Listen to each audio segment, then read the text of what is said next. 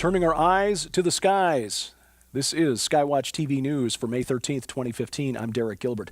A new super telescope can see the entire viewable sky at once.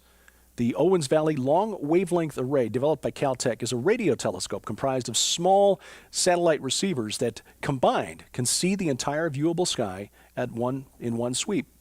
Researchers say it will help plan for future space missions and also help in the search for extraterrestrial life. Now, while I'm not looking for incoming from Zeta Reticuli, it is one more piece of technology that will ultimately help fulfill the prophecy of Revelation 1:7.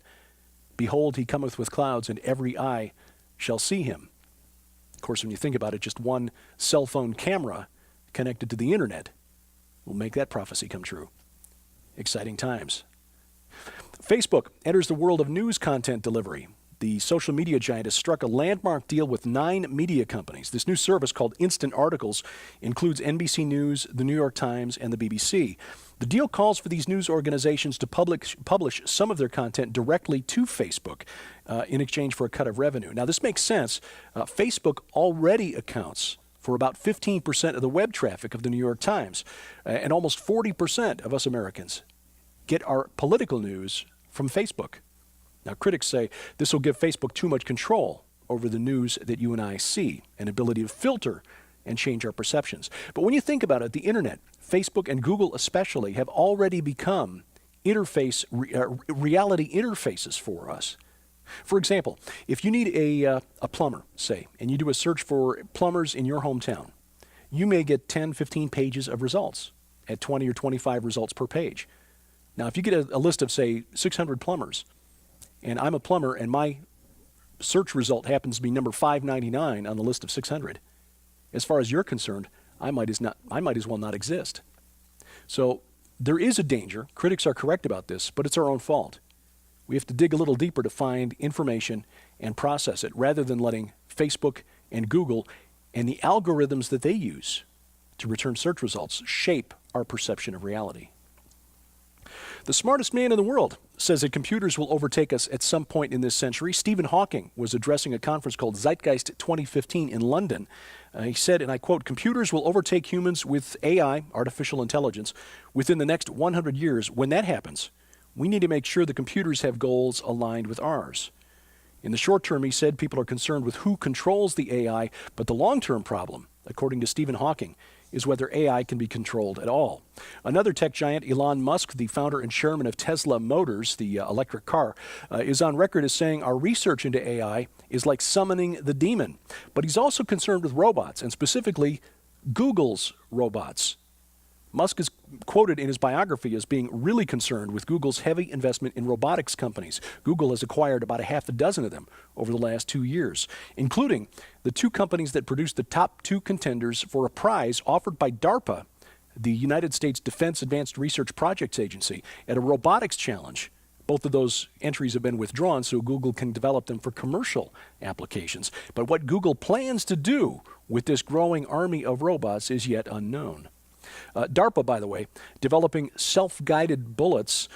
These will give poor shots like yours truly a chance to hit a moving target, a better chance at hitting a moving target, or in my case, any chance. Now, the bullets actually change course in flight in order to track and follow the desired target. But, of course, depending on the type of bullet, this might not be a good thing. Which way to go? I don't know, but he went that away. Let's go. Dum-dums. Now you can control your own robot swarm with just one finger. Researchers have developed an algorithm that allows people to control a robot swarm using nothing more than a tablet, a computer tablet, and a beam of light. Future applications could include deploying robots to inspect crops in a field, conduct search and rescue missions, or possibly certain military or police applications. Story from the Ain't God Cool file. If your jeans don't seem to fit as well in the winter months, it's because they're different. You see, our DNA, researchers have found, actually responds to the weather. In the winter, our bodies contain a heavier mix of immune responders, apparently to fight off colds and flu in the winter months. In the summer, our veins are filled with fat-burning, water-retaining hormones. So the official interpretation is that this is a really cool evolutionary development that helped people prepare to fight off disease in the winter and retain water during the hotter summer months. I see it as more evidence that God really knew what he was doing when he designed the human body. But of course, now you have an excuse, because those immune responders in your bloodstream in the winter cause inflammation. If your genes don't fit as well, it's because your genes are different in the winter months. California's extreme drought is about halfway through its fourth year, and there seems to be no end in sight. But help may be on the way, interestingly enough, from Israel. You see, Israel, which is a very dry climate, has solved its water shortage problem through a mixture of water conservation and desalinization. About 75% of the water used in Israel is recycled, and it's about 75% of the country's municipal and industrial water use this year will come from desalinization plants. In California, only 13% of municipal wastewater is recycled, and desalination has been unpopular because environmentalists are concerned about the impact of dumping briny, extremely salty water back into the ocean. Now, some new energy-efficient methods are on the way besides those proposed by Israel, and by the way, certain companies there are reaching out to the government of California to see if they can offer assistance. Defense contractor Lockheed Martin has developed a new product called Perforene. This is a filter media made from graphene, a sheet of carbon that is 1 atom thick. Perforene, 1,000 times stronger than steel, 500 times thinner than the thinnest filter media currently used to desalinate water. The material has been patented, but it's still several years away from commercial application, but that can't come soon enough for drought-stricken California. If you missed last night's final part of our 5-part special investigative report on the Path of the Immortals on the Christian Television Network, you can see it today on our Roku channel, as you can see all of our daily news updates there, on demand anytime, day or night. If you have yet to add the Roku channel to your Roku account, we have specific step-by-step instructions on how you can do that online at skywatchtv.com/Roku.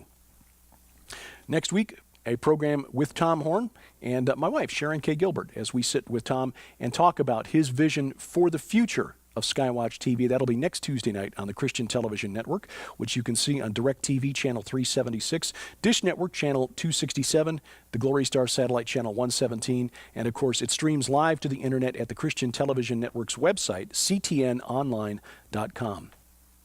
While supplies last, we would like to offer you a special gift for your donation of any size to Skywatch TV.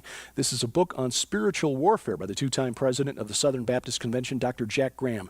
The book Unseen, Angels, Satan, Heaven, Hell, and Winning the Battle for Eternity. We'll send it to you free of charge for your kind gift of any size to Skywatch TV.